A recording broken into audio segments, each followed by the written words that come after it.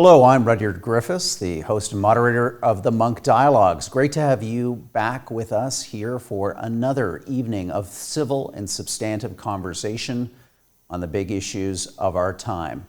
Tonight, as we do in all these dialogues, we reflect on the effects and state of our world as it's impacted by the COVID-19 pandemic.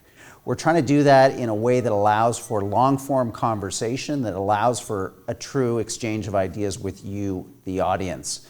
Tonight, we're exceedingly fortunate to have as our guide to the future trajectory of this pandemic, its effects on everything from our politics to society to the global economy, one of the world's most astute public intellectuals. His name is Martin Wolf. He's the associate editor and chief economics commentator at the Financial Times of London. He's been lauded rightly as the Anglosphere's most influential financial journalist. He's a regular member of Foreign Policy Magazine's top 100 global thinkers and is the international best-selling author of a number of books. We've got some of those titles up for you on the screen now. They're all on my bookshelf. Make sure they're on yours too. Joining us on screen now live is Martin Wolf. Martin, great to have you on the Munk Dialogues. It's a great pleasure. Well, have been looking forward to this conversation for weeks now because you are a thinker that paints in both broad brushes, but does so with an awful lot of muscle memory, an awful lot of time thinking through the big forces and trends that are reshaping our world. So I want to kind of use you a little bit tonight as a kind of proverbial oracle of Delphi. I want you to help us predict into the future the impact of this pandemic, how it will reverberate in the months and years to come. And I want to do that by playing back to you some recent quotes, some recent statements that you've made on key features and facets of how this pandemic is affecting our world, and get your reaction to them, have you expand on them. So this is your comment you recently made on the future of the global economy. You said the world economy and most individual economies will probably be permanently smaller, and their peoples also poorer than they would have otherwise been as a result of COVID-19. Unpack that for us. What's the reasoning behind that case?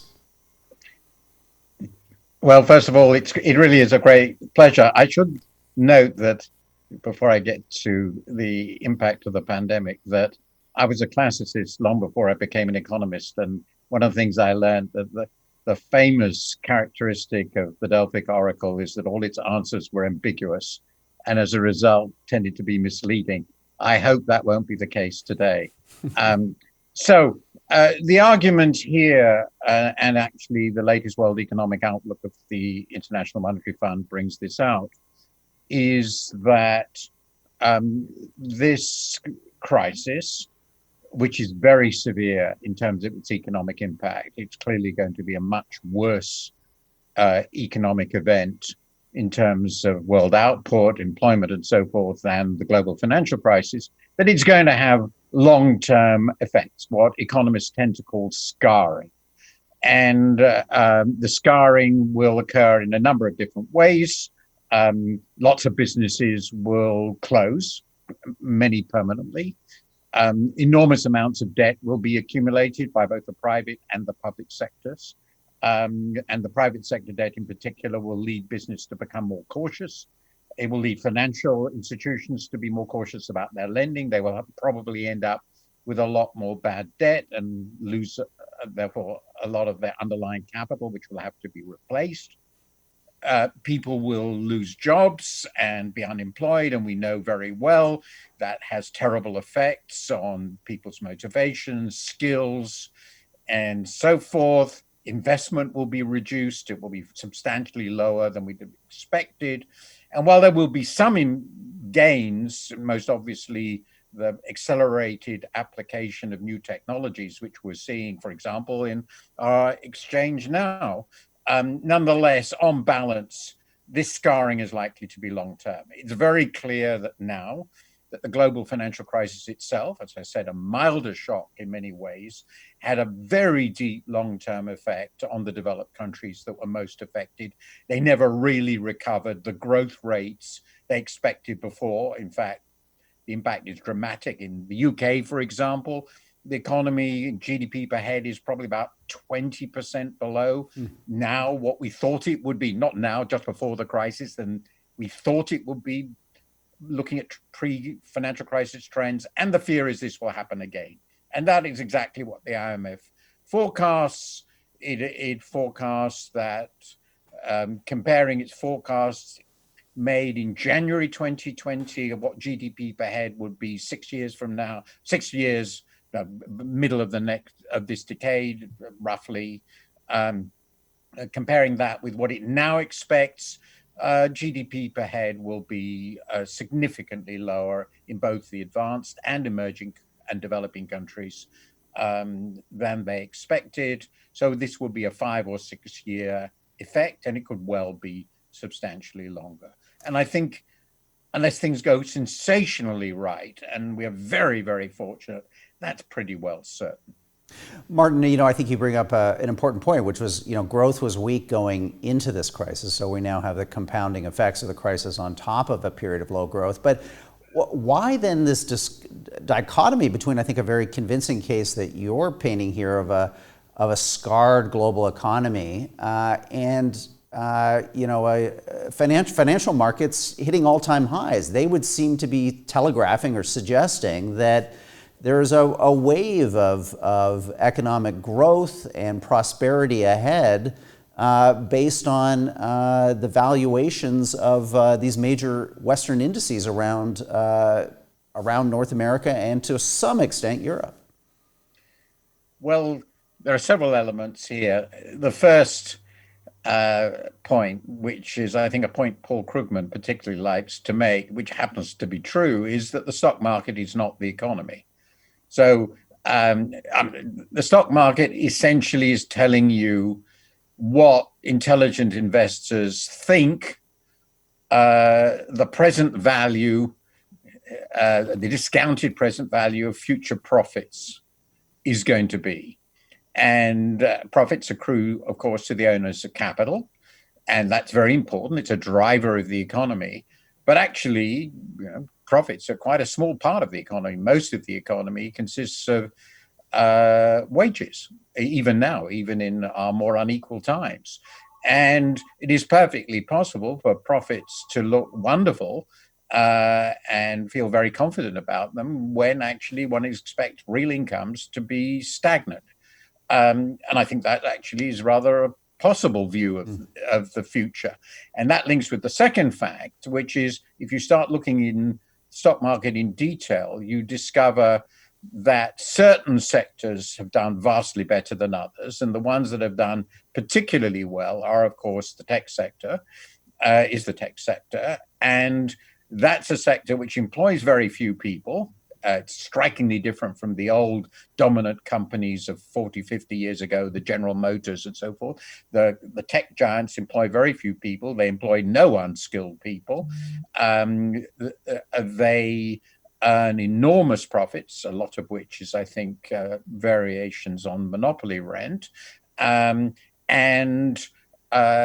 it is quite possible for them to be doing fantastically well without that actually leading to direct benefits to a large part of the public, except as consumers, I mean, in terms of real incomes. And then the final element in thinking about this, of course, is that, as I said, I mentioned the discount rate.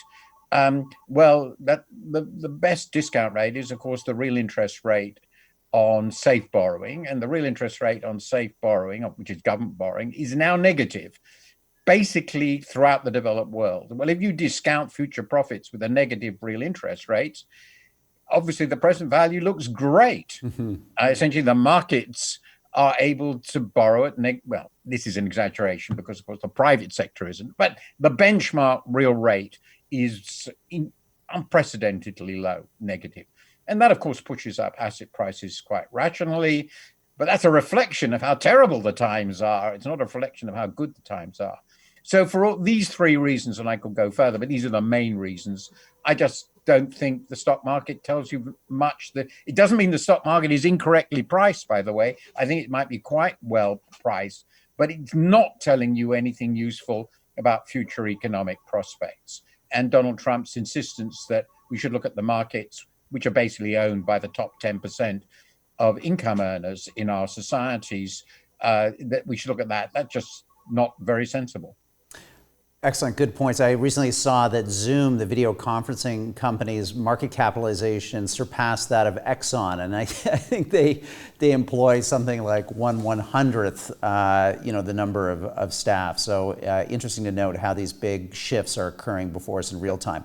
That's a very, very good point, and the comparison which I once did between Apple and General Motors is again very, very striking. And Apple, of course, is a dominant company of our time, and its impact on the economy is totally different from the big giants of old.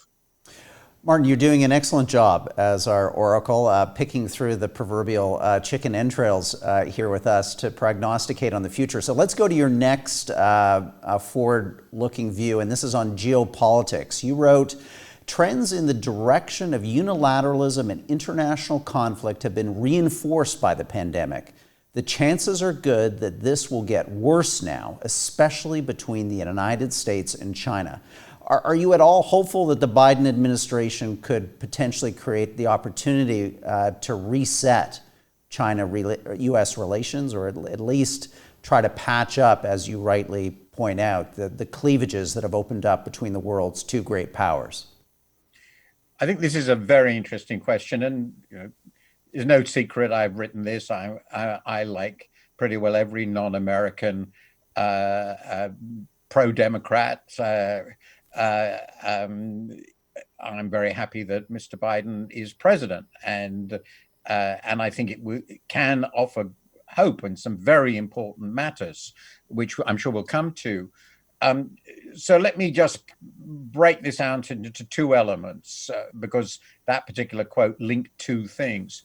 I assume that the Biden administration will, so far as it is able to and is allowed to by Congress, and it has some freedom, that it will be significantly less unilateralist and significantly more predictable than the Trump administration, particularly on things like trade, attitudes to the NATO treaty and its NATO allies, and indeed more broadly attitudes to the other great democracies. So I assume that what we used to call the West, although of course it included some very important Easterners like Japan and Korea and Australasia, of course, that will be reinforced in some ways, and that so that aspect of multilateralism will look stronger, and that it is also possible that Mr. Biden will want to use international institutions more effectively across the board. So try and go back into the WHO, return to the Paris Agreement, we expect that, return to the Iran Agreement, which after all was pushed by he himself in his previous incarnation as vice president, and the WTO. So that's important. However, you asked about another aspect of what the story, which is the relationships between the US and indeed the Western powers more broadly, as I've defined them, and China. And here I think there will be a change, but it won't be as fundamental. It seems to me, whether rightly or wrongly, and I understand why this has happened, though I worry about it, that the general attitude in the Western world, and I think it's affected you in Canada too, is of far greater suspicion and concern about China's role in the world, about China's future development, about China politically and socially as well as economically, about China's behavior in terms of the development of its economy, on intellectual property protection, on being essentially unfair in its treatment of foreigners, and of course, deep security concerns. So, and I think this is bipartisan in the United States. And as I indicated, I think it's actually, there's been a real shift in Europe too, though not as extreme. And I expect the Biden administration to reflect that. I don't think they will proceed in the same way. They won't be as unilateralist. As I indicated, they may try to create a coalition. They may be more focused on human rights issues, I think, which didn't really concern Mr. Trump at all, but which are in some ways even more non-negotiable. But I think the general tenor of relations with China are now going to be ones of significant suspicion, significant concern, significant rivalry, even to the point of trying to create a coalition. And you can see who the members of that coalition might be against China pretty well across the board. And I do think we can expect that. So, not entirely dissimilar objectives pursued with slightly or not insignificantly different means. Martin, give us a sense of the Chinese reaction to that. How do you think the Chinese will respond to, look, I don't want to mischaracterize it, but a league of democracies, some form of organized opposition to their rise as a great power? I think that's a fascinating question. And though I've spent a lot of time with Chinese officials over the years, I wouldn't begin to claim that I understand in full what might be going on behind the scenes here. I think there are, again, several elements of this. First, I suspect, more than suspect, that there are a number of people fairly high up in China, not the current leadership, who sort of think Mr. Xi has been pushing his luck a bit, that he has been ceasing to hide his light under a bushel, as it were, reversing Deng Xiaoping's mantra about how China should rise in a rather destabilizing and possibly unproductive way. From the Chinese point of view, I think this myself anyway, and I think I certainly know Chinese people who think this too, that, if you take the view that China is bound to emerge as the world's greatest power, just numbers and talent show that, then the sensible thing is to be very, very, very peaceful and bide your time until it's so obvious nothing can be done about it. And in that respect, Mr. Xi went too soon in many ways, when actually China was not yet as dominant as it needs to be to have any hope of pulling this off, because though China is a vast power and in some respects a match of the US, in most respects it's not really yet a match of the US, and it's certainly not a match in significance and weight of the whole, what you call, League of Democracies. So that's the first issue. So maybe they will decide, actually, we should pull back a bit. Let's calm down. Let's calm it down, because things are basically fine. Let's reduce the tensions. And then that links with the other part of your very interesting question. If the West, and this really then really centers on what the Chinese think the West's aim is, which we haven't discussed. Now, and you can think of the West having two different aims. One aim is possibly three. One is actually to stop China's development, and basically to ensure it remains permanently inferior. And I think that it is absolutely inconceivable that the Chinese government will ever accept that as a legitimate goal, and it will do everything it can to prevent it. And that's perfectly understandable. So would we. But they might interpret the West's objectives here as making China's rise more compatible or less incompatible with the security and stability of Western economies and Western society, and by making China better integrated into the legal structure of the world order, more compatible, say, with WTO rules, more open, more predictable, more law-governed, all these sorts of things, which sometimes somebody like Robert Lighthizer, the USTR, seems to be aiming for. And there are plenty of Chinese people who think that will be good for China, and they should go for that. So if that's what we are trying to do, then it might be that the Chinese leadership will respond in ways that turn out to be productive. And in that respect, the very bilateral, at least it's always been my view, that the bilateralism of the US approach is so counterproductive, because if the Americans come along with a whole set of demands which they insist the Chinese must obey at once, it looks so humiliating. And it's very difficult. And we know that's been part of the difficulty. It's very difficult for the Chinese to concede, impossible in such context. So the multilateral approach, which I hope Biden will pursue, might allow that degree of agreement, that sort of agreement on the way China behaves, to emerge. So I don't think, in other words, that we can expect the Chinese ever to concur with, well, you're going to remain inferior forever approach. But they might concur, I wouldn't say it's in any way certain, with well, you've just got to you've got to behave more reasonably or less unreasonably, because you're no longer the developing country of 20 years ago. You're a vast superpower and you're competing everywhere. And that requires you to behave in a totally different way. You've got to stop pretending you're a developing country, for example. That's ridiculous.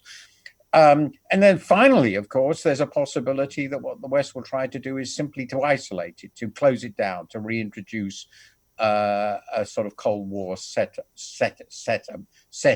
in which essentially they disentangle themselves totally from China. Well, that might be something China couldn't stop, but obviously they will find that immensely hostile, and it will make them feel that that's like the first approach, but even worse. That won't go well either. So in the end, the question we confront is, do we want 100-year conflict with China? And it will be 100 years. China's not going to go away like the Soviet Union. Or do we want to work out a way, a modus vivendi, even with a country with which we disagree on so much? And can we do that? That's, I think, a stupendous question. In my view, it's the biggest geopolitical question. But one final little point: if we don't work out a modus vivendi, we're never going to solve climate and lots of other issues which we really care about. Martin, fascinating stuff, and just love the way you're pulling out the big threads that we should be following. Two more topics for you to prognosticate for us on before we go to audience questions. The future of democracy. You said recently some countries have shown effective responses to the crisis while others have not. Whether a country is democratic or not has not determined this difference.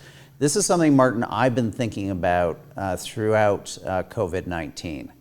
What is the cost to the perceived prestige, the perceived inevitability of democracy that has informed so much of our Western mindset for half a century now? How deeply has COVID scarred that perception of ourselves, and maybe more importantly, the world's perception of democracy as the preferred system for human organization?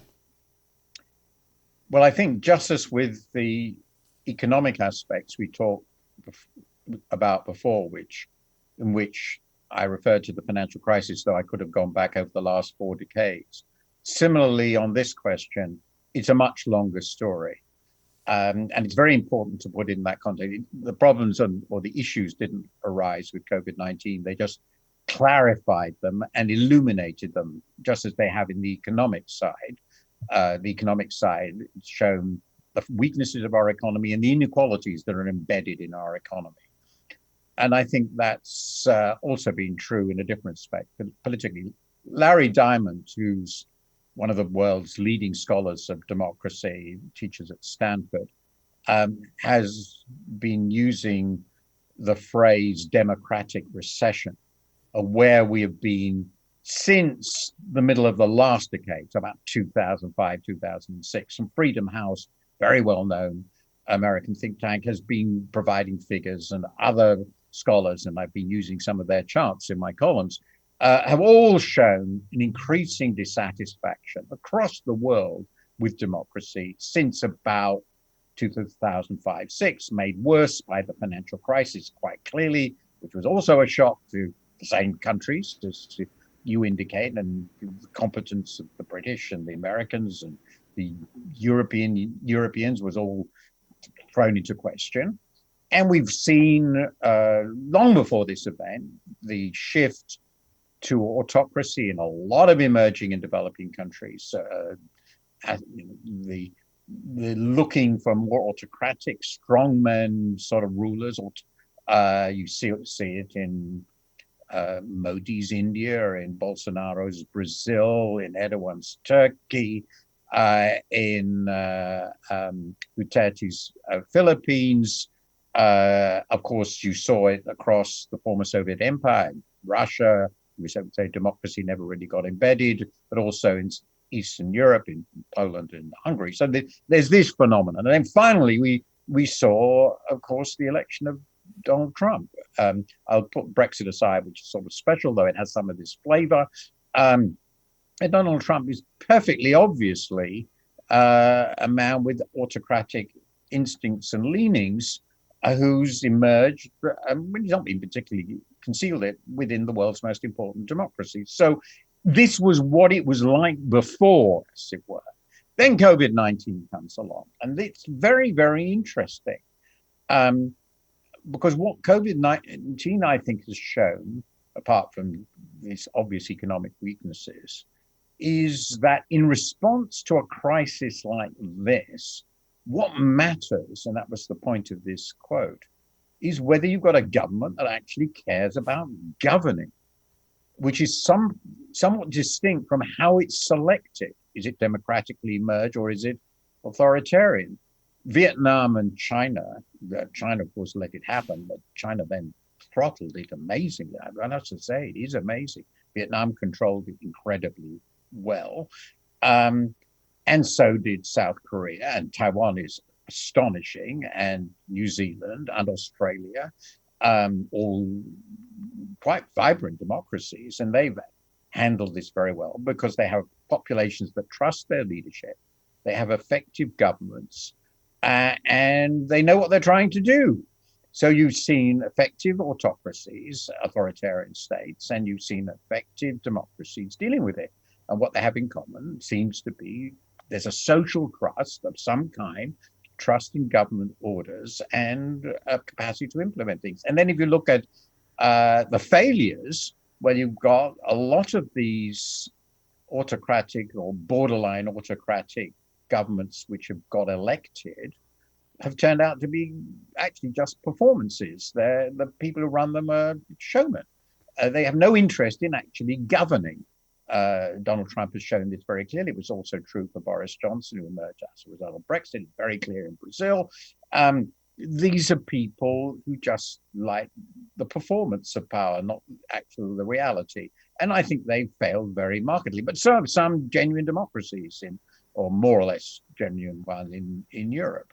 So the failures include some of these what I think of authoritarians who don't actually want to govern, performance politics, and some democracies that just aren't very good at governing because the people don't trust them. They don't have very effective government systems. So I think what's emerged from this, and this is very important, I think, as a part of the reaction to the era starting in the 1980s when we had to, I always use this quote from Ronald Reagan, who said, the 9 most dangerous words in the English language are "I'm from the government and I'm here to help." This is a famous watchword of Reagan's. And for 3 decades, that sort of was a dominant idea. What the financial crisis and this has shown is actually we need governments. We want governments.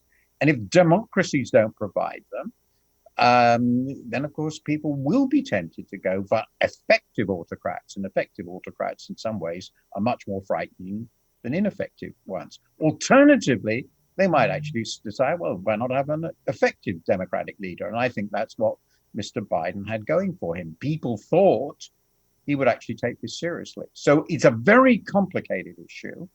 But what I think, the core of where I think we are, is that the people of the world want governments to work because they've realized as a result of COVID-19 that having governments that work is actually rather a good thing. And we're going to have to deliver it. So if we're Democrats, we have to support governments that work. Great insights, Martin. Our last topic that we want you to prognosticate on before going to audience questions is the future of globalization, something which you're often associated with, going back to your books and writing. You said recently, quote, globalization of goods has already slowed after the 2008 financial crisis. It is likely to further slow post-COVID-19. The multilateral system is likely to be further eroded.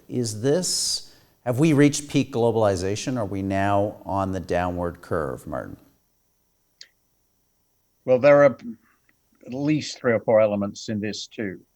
So there's no doubt. So let's know the things we know. Up to the financial crisis, we had an extraordinary period in which trade grew much faster than GDP for the world as a whole and for most major countries, not all. So that was a pretty clear measure of globalization, and it coincided over decades with large liberalization efforts, of which the most recent one was China's accession to the WTO, to the World Trade Organization in 2001. And the big feature of that, very clear in the charts, of that globalization was supply chain integration, supply chain unbundling across frontiers. A lot of that to do with the emergence of China as a provider and integrator of components of the supply chain. And that that impulse reached its apogee in the financial crisis and has basically been dwindling ever since. So the supply chain unbundling slowed, the trade growth ceased to be faster than output growth. And I think there were basically 2 reasons for this. One, liberalization stopped. We haven't had a really large liberalization of the world, anything in the world economy since 2001. That's now quite a long time ago. And associated with that, but also for other reasons, much of the opportunities to unbundle supply chains have been exhausted. Real wages in China are catching up on the rest of the world. There is no other economy that can replicate China because they don't have the scale and the resources. It's become, therefore, increasingly economic to bring supplies back home. All that was before the crisis hit. So that's sort of the beginning, the longer history. Then, of course, COVID-19 made it very, very clear that if supply chains get too unbundled and too concentrated in one place, you'll sort of start looking very vulnerable. So the immediate impact of the crisis was a lot more restraints on trade, desire to bring production back home. Companies which got caught out by lockdown started saying we've got to diversify supplies, including back home. I don't want to overdo that. But it was clearly important in making people feel actually there's a degree beyond which we can't go. And of course, the friction between the US and China and the desire to decouple the 2 economies has been an important factor here. And that was clearly reinforced by what's happened in this year. And I refer to that already. So there's the COVID-19 shock, which has reinforced this idea we've got to decouple. And then finally, we don't know what's going to happen with multilateralism and the WTO. The Biden administration may or may not try to use the WTO as a lever. It may just try to approach China using its allies, or may be somewhat more bilateral. We don't know, but I think it's about as certain as anything can be that the Biden administration will not regard a huge new trade liberalization as any sort of priority. It has so many other things on its plate. So we can assume, I think, that there won't be any great liberalizations anywhere, and that at best, trade in goods is probably going to mark time. Although there are some glimmerings. I mean, China itself is likely to emerge as a huge destination for goods trade. In fact, far and away the biggest, already close to it.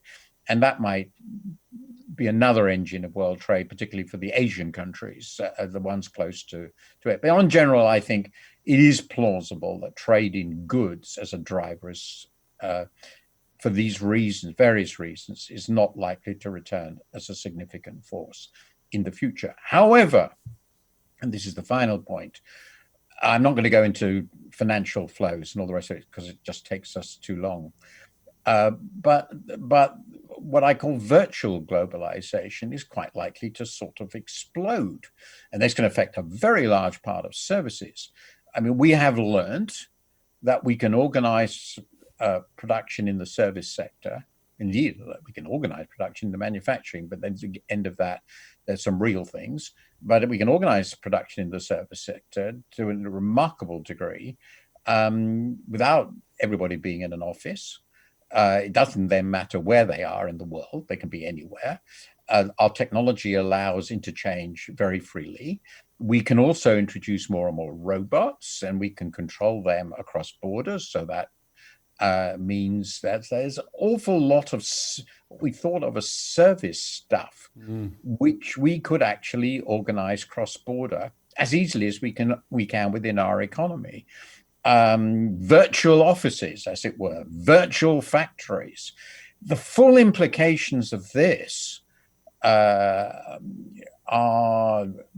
very unclear, but they could be absolutely colossal because remember, the service sector is the biggest part of our economy. Now, of course, there are some bits of this, like tourism. You've got to be where you're being a tourist, which won't be affected. But in the health sector, education sector, entertainment sector, as I said, the organization of offices, I think we've just scratched the surface. A friend of mine, Richard Baldwin, wrote a very fascinating book under a hideous title called Globotics, which it describes this possibility. And I think it is possible that this accelerated use of virtual integration that we have experienced will now mean that areas where you really can't impose trade barriers, you can't stop people talking across frontiers or sending data. Well, the Chinese try very hard, but you really have to try hard. It may well be that this virtual push will create a new form of globalization of a very great depth and whose implications yet we don't fully know. Fascinating stuff.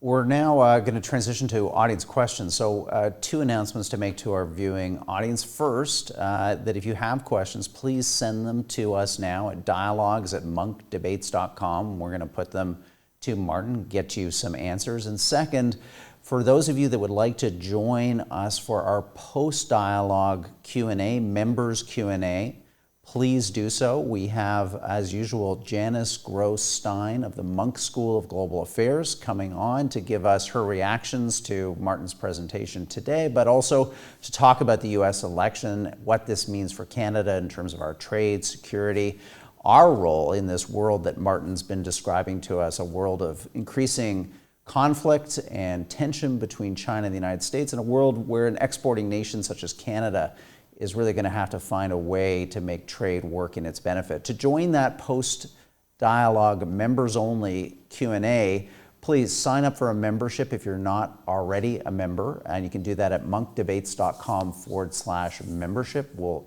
email you a link to join the dialogue as soon as you've signed up tonight. Also, please note that if you are a member, you should have that link already to your email account that you have on file with us. Okay, Martin, it's now time to get into audience questions because this show is in large part a dialogue with our audience. We've got a number of them, so I want to try to get through these, as many as we can, with you. This question is from Malcolmson. He's asking, what do we need to do now to prepare to fight the next pandemic? Great question. It's on everybody's mind. You must have been thinking about this a lot these last months.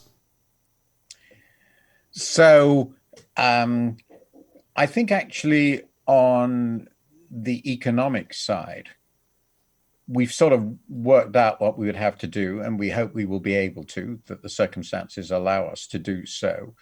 Um, it's very clear that if a country has the capacity to create a really good safety net, and it already exists, then it's very much easier to ramp it up than the create it from nothing.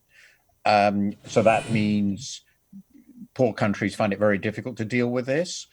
Developed countries find it better, and countries that have established welfare systems do much better than those that don't. But that's something you want already.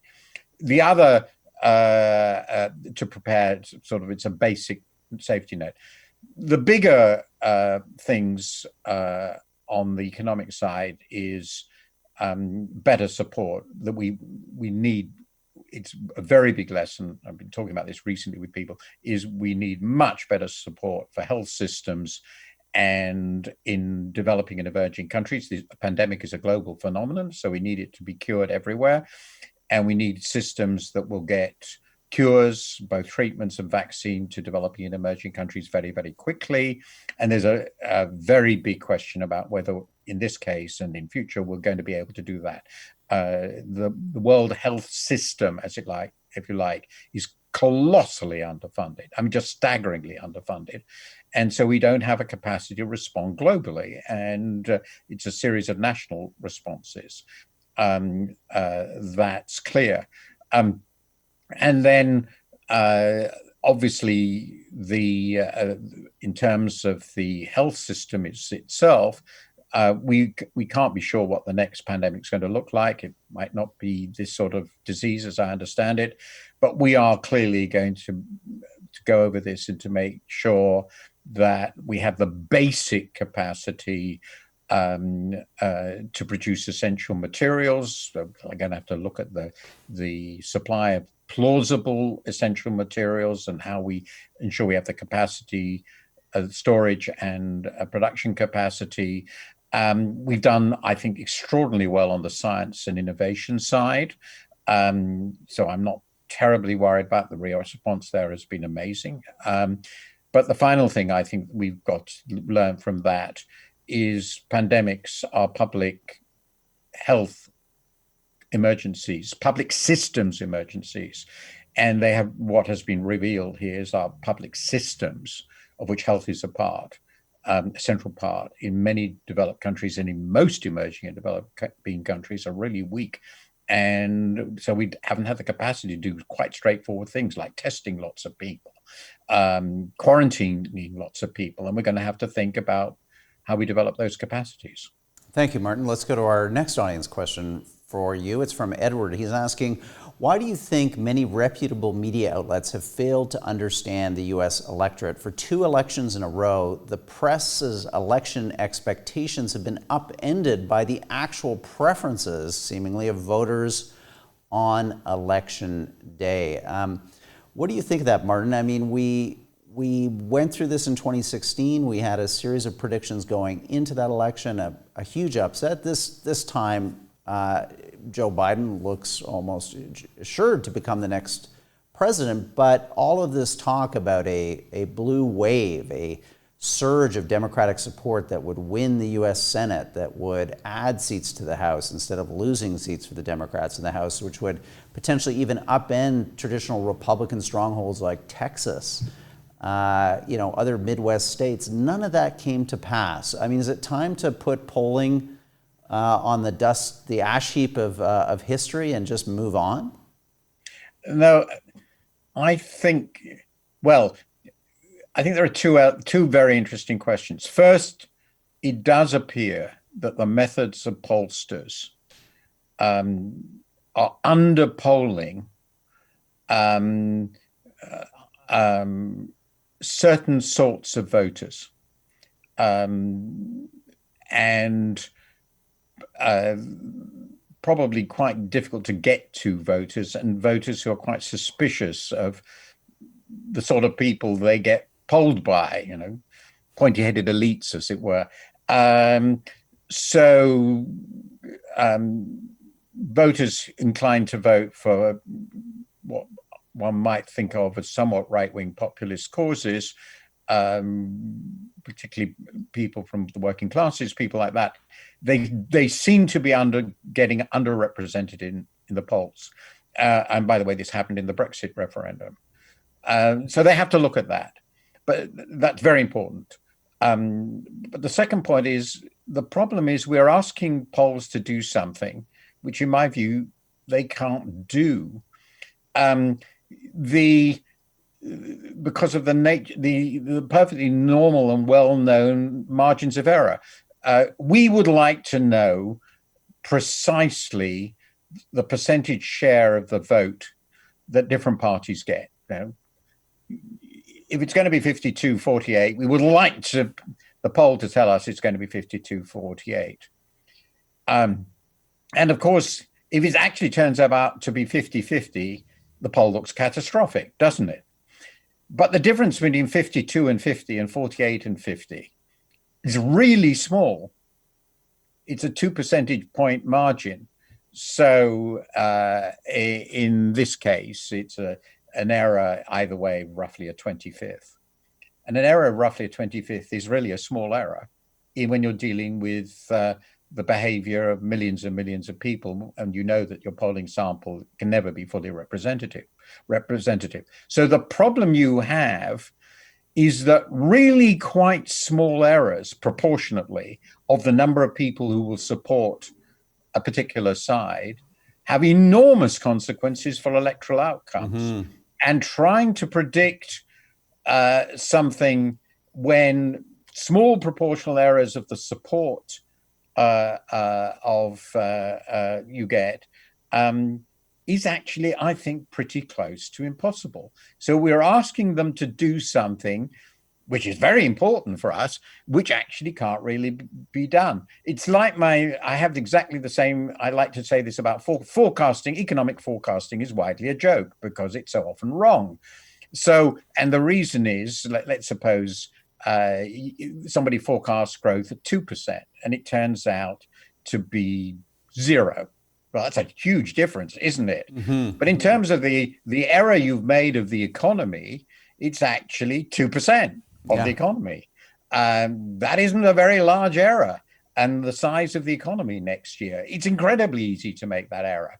And the point is we're trying to forecast differences, which actually we can't do very reliably. So I think the polls are quite useful as long as you understand they can't answer the question you'd like to answer them to answer, which is what exactly will the vote share be in this election? Right. And the trouble is they only know that within a margin, which in certain circumstances can give them a completely wrong result. Good to remind us of some of the math here, Martin. I appreciate it. Let's go to our next audience question for you. Up on the board now, it's from Peter. How do you feel there is potential hope for a Biden presidency to rein in Wall Street and push back against the current boom and bust cycle that seems to pervade much of the global economy and that is extenuating the inequalities of income and wealth? And maybe just to expand on that, because I know economic inequality is something that you've thought about for some time now. I mean, you have experience in the World Bank before becoming a journalist and opinion writer. What should we make of having gone into this crisis with so much collective societal anxiety about rising economic inequality, only to see it explode now to levels that were unimaginable a mere 12 months ago as a result of the policy response to the very pandemic? It seems as if we're damned if we do and we're damned if we don't. Well, this is such a immensely complicated set of questions. How many hours do you want me to reply? You've got 60 seconds. The question that you started with, how much difference will Mr. Biden make? I'm afraid, and I wrote a column about this, which I recommend, of course, that it's not going to make much difference. First of all, the forces generating rising inequality, leave aside COVID-19 for the moment, I'll come to that in a second, are very powerful and long-standing. And they're global forces, of which I think technology has been the most important. The arrival of China was also important. That at least is in the past, so that might help. But the old industrial economy of the mid 20th century, which generated high wages in sectors, industrial sectors for relatively unskilled workers, mostly male, uh, um, who, when the West essentially had a monopoly of industrial know-how, all that's gone in every possible way. It's just gone. It'll never return. We're not going to have that economy. And we haven't generated an equivalent economy which can employ people like that at market determined decent wages. And that then starts raising all sorts of. So you have to change very profoundly how labor markets work, economic opportunities, and so forth. And then over and on top of that, in my view, we've generated rentier patterns, rentier capitalism, problems with competition, problems with naturally forming monopoly, problems with financialization, which have emerged in the last 40 years, which are very difficult to deal with and complex. And some countries have done much better than others, but it's involved a lot of working against it to do well. Mostly, the Northern Europeans have done quite well because they've worked against it through the state. They have a much bigger state. So there are huge questions about, because the forces here are so big. Now, then there are just 2 points. So, Biden's problem is he doesn't have a bad set of programs, though, of course, he's not very deeply radical. But of course, he has donors who will expect him to look after them. And Biden doesn't look like having a majority in the Senate, or at the very best, it'll be 50-50. And he's not going to be able to transform the economy. The last truly transformative presidencies in the economy in the US were, of course, the FDR presidencies. And that was unique. I mean, he won 4 elections, and basically he ruled Congress. That's not going to happen again. So I think you cannot expect. You can expect improvements, and I think there will be important improvements, but a real reversal of everything just doesn't seem plausible. And meanwhile, then we get to COVID-19. COVID-19 has emphasized 2 things. One, there are lots of insecure workers, many of them minorities, of course, many the young, the less educated. They are very, very badly affected by this, and that's not surprising. And women have been more affected than men, which is in contrast with what happened with trade, because the service sector has been so damaged. The face-to-face service sector has been so damaged. Now, that's just revealed and underlined fundamental inequalities which you knew existed, which was exacerbated by the nature of these closures. The impact of this particular disease, who could continue to work and who couldn't. And then, as you point out, the financial sector was saved because we couldn't let the financial sector implode by Fed action. And in America too, and some other countries, by enormous help to corporations, which I think was really overdone. That's partly because of politics and partly because you can't have the financial sector implode. However, I would indicate that we don't have the data yet. My guess is that the inequalities that have emerged, what's happened in the stock market, of course, it's been boosted, but while it will have worsened wealth inequality somewhat, wealth inequality was so extreme anyway. Nearly all the assets are owned by such a small proportion of the population that the inequality will not be dramatically increased. It's just very high. Income inequality, I don't know what that's going to look like. Actually, since the crisis in quite a number of countries, income inequality has not worsened. It's a more complicated, since the financial crisis, it's a much more complicated picture. But the basic point I wanted to make is there are very deep-seated structural forces generating where we are. We need really to think quite systematically about how far we can overturn them. That's a big question, and I don't expect the Biden administration to do more than improve things, but not reverse them. But improving them is itself going to be very hard. Martin, just to build on that for a sec, because you're painting an interesting picture here of a fundamental restructuring of the workforce that we knew in the immediate post-war era, a workforce of automation, of virtualization, and layered on top of that, the potential tendency, a trend of increasing wealth inequality. So is something like a universal basic income almost inevitable at this point if we want to think through how we actually can politically hold together, especially democracies that require broad societal consensus around the goals that are being pursued together? Will we see inevitably out of this crisis a significant wealth transfer from those that have done well out of this pandemic to the rest of society through something like UBI? Well, there are two aspects to that question.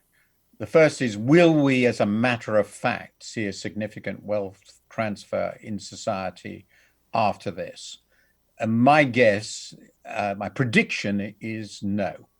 I think the people who do well, who are doing well, are sufficiently powerful and sufficiently well represented in the political system, dramatically so in the US, but in many other countries too, that they can hold the line against that, because it would involve enormous increases in taxation. And one of the things that is most striking, if you look at the OECD countries in tax ratios of tax to GDP, is they vary a lot. There are high tax countries and low tax countries. And here I'm looking at general government. So for federal systems like yours or America's, I'm adding up local, provincial, and federal, or local, state, and federal. But they don't change much. They really don't change much. So Denmark has been a high tax country for a very long time, and the US and it's been a relatively low tax country for a long time, and the ratios haven't dramatically changed. What this tells one is that it's really hard to change taxes. And if you're going to do it significantly, you will end up taxing a lot of people, and they will resist massively. So my prediction is, whether you like it or not, tax ratios won't shift. And that links with my UBI view. If we move into this, which some of my friends believe will happen, in this automated world in which basically almost all unskilled jobs and a lot of skilled jobs will just disappear, human beings become like the horse in the 19th century, which is a sort of fear, then we either have UBI or people starve. And I assume in that case, probably, who knows, we'd have UBI. It's not where we are now. It's nowhere near where we are now. Most people can get jobs. Employment ratios are fairly high, leaving aside COVID-19. Most people can get jobs. They're just not very well paid. So that argument for UBI, you can still, in other words, support people through employment. Now, then you have the question, is the best way to support people is by making those jobs better paid, by a mixture of higher minimum wage and wage subsidies, earned income tax credit, or through the universal basic income, which provides incomes to everyone. While the former focuses on workers, relatively low paid workers, and probably adds in support for people who are in particular difficulties, disabled people, lone parents with small children, people you really want to load up help on. That will be one bundle, and the other will be sort of universal basic income, which goes to everybody. Now, if you want to go with universal basic income, and if you want to be sure that the people you really care about, who are the groups I've talked about, low wage earners, people with relatively modest skills, people with serious problems in working for all sorts of very good reasons. If you want to do UBI and make sure that those people are all covered, you either have a minimal UBI and you keep the rest of the welfare system, or you go for a really high UBI. It's a really high basic income. And to do that, you have to raise the average tax ratio to sort of Scandinavian levels. I mean, we're talking about enormous increases in tax ratios. And I think that's just a politically feasible proposition. So As I said, it might have to happen in the future, but in countries with relatively low average tax rates like yours or mine, let alone the US, it's just not a feasible proposition to get a universal basic income which provides an adequate income, genuinely adequate income for everybody, which replaces the rest of the welfare state. So you then end up with a relatively modest universal basic income, which erodes still some of your special help for people who are in trouble. And I don't like that because I think the Hmm. poor will be really hit. I think the important thing is to raise the people at the poor and middle low levels, not provide this massive churning exercise, which is what you do when you raise taxes on everybody and everybody gets it back. So I pay a lot more tax and I get it all back. So I think the at the moment, I believe that we're going to have to target it more. But I do recognize the problem. If you go for targeted assistance, through the state system. It lowers the average tax burden, but of course, it means that it does look as though it's only going to those people, and you don't want to do that. So it has to be complemented by very strong basic services, and that's why you need enormously powerful universal health systems, universal education systems, universal child support systems, and universal pension, along with the special assistance for the relatively poor people. Thank you, And to Martin. me, that's a much more sensible way of going than universal basic income. And this is purely pragmatic. There's no Hmm. ideological element in here. I just don't think we can make universal basic income work politically at a sufficiently high level to support everybody in the way we would want. I've got it. We're up against the top of the hour. You've been very generous with your time. But before I let you go, we've been asking all of our dialogue participants to recommend books that we should be reading, that we should have at the proverbial bedside table to try to understand this moment we're in. You've given us 3 books, and maybe you could just get a quick synopsis from you of each of them.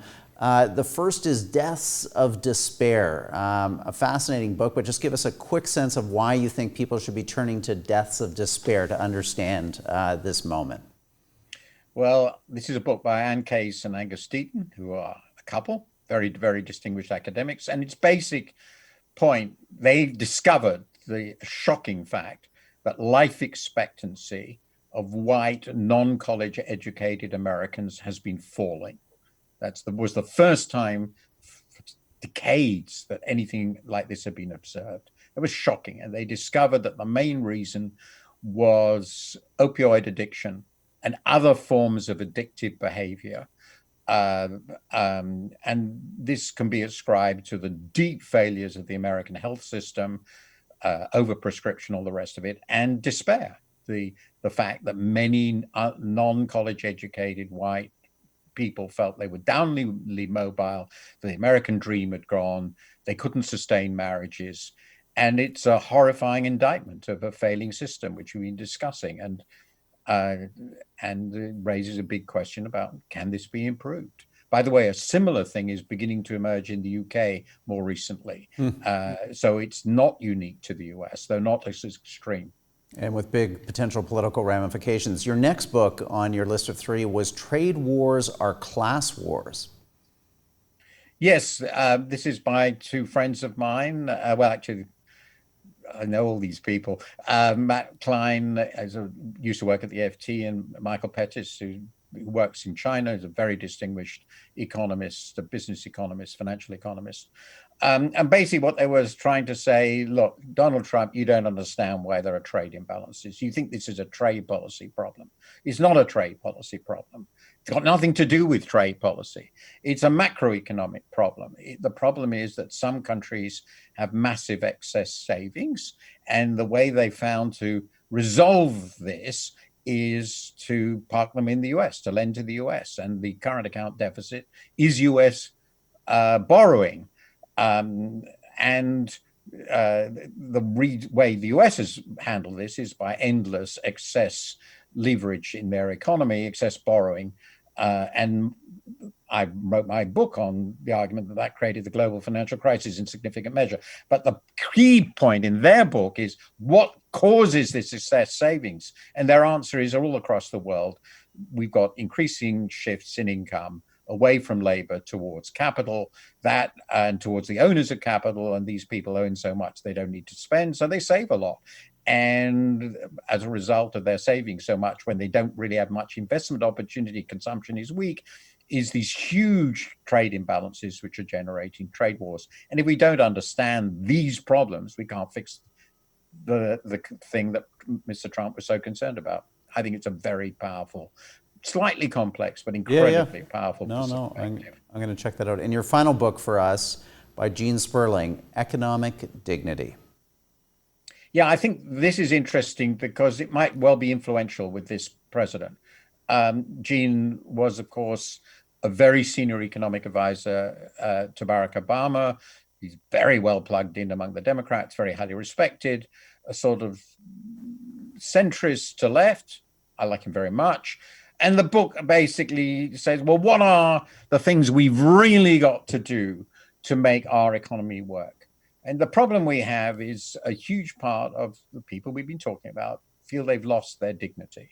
They're not properly independent. They can't earn enough to support a family. They aren't treated at work in a way that is dignified, which gives them personal respect, avoids a sense of humiliation. They don't feel they're being fulfilled in work.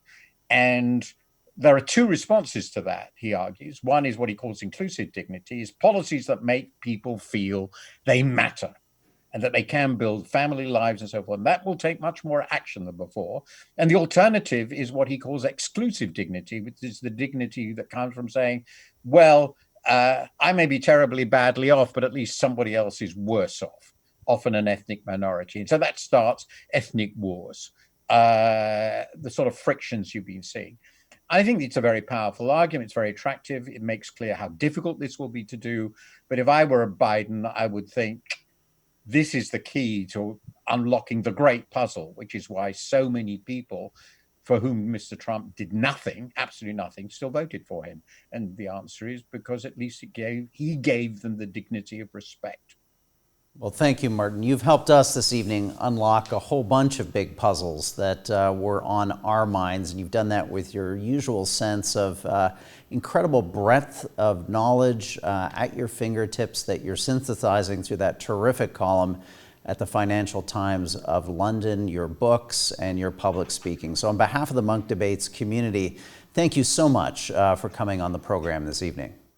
It was an enormous pleasure. Thank you very much.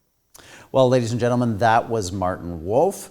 I want to remind viewers that in just 5 minutes or less, we'll be starting our post-dialogue members-only Q&A with Janice Gross-Stein, reflecting on a lot of Martin's key ideas that he's put forward for us to think about tonight, and also talking about the impact of the U.S. election on Canada.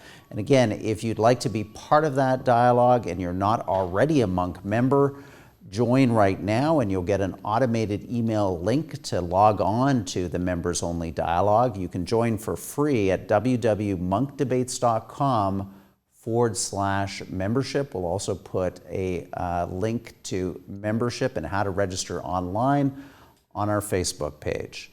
I want to thank the terrific group of partners that have helped make this series possible.